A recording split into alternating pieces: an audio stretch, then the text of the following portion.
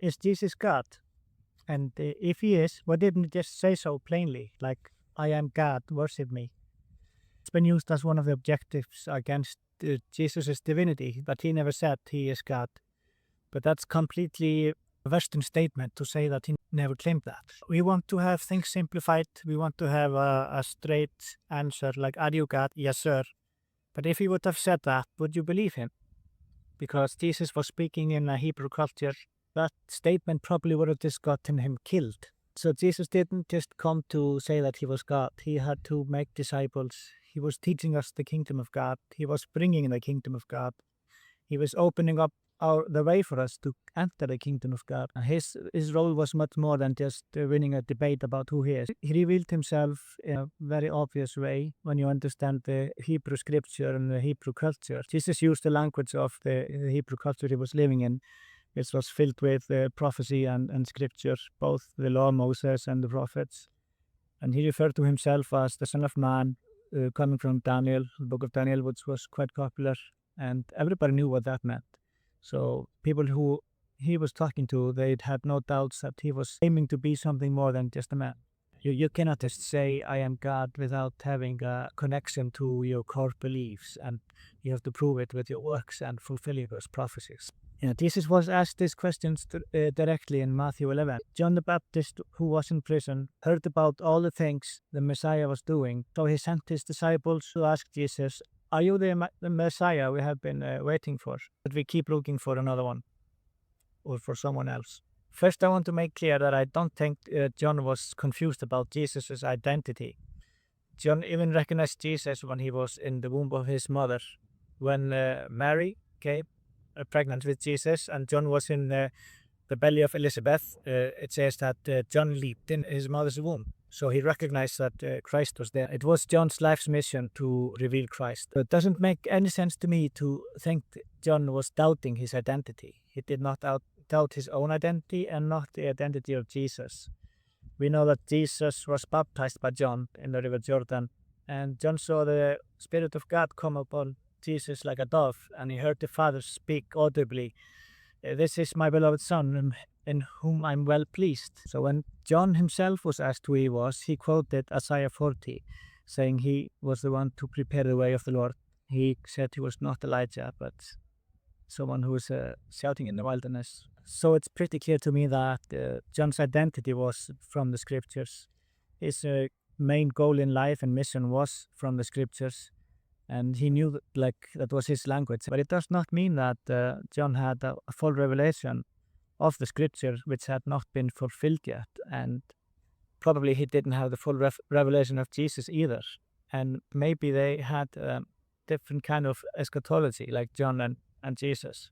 There was no theology about the first and the second coming, and they were kind of just speculating how the end would be and the reign of the Messiah.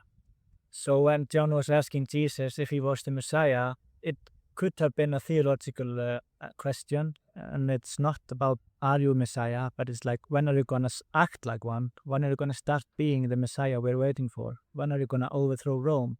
When are you going to make all things right? When are you going to make Israel great again?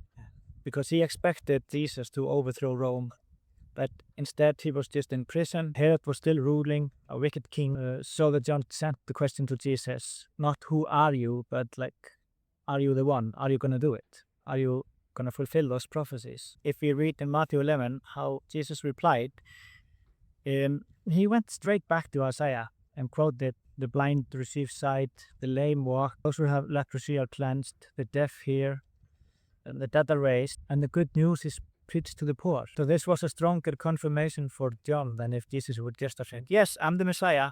He was actually quoting scripture he was fulfilling. So he said, John, look at the signs, look at who I am, like, see what's happening, look at what God is doing, and then you know who I am.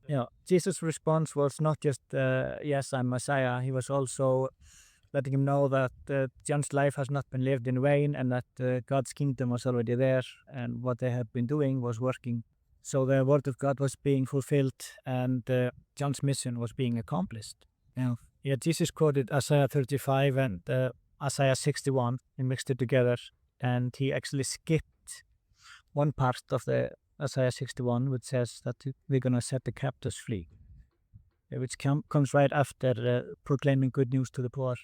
And that's probably because John was captive in prison. And quoting that, he wasn't saying John that he was going to come and get him.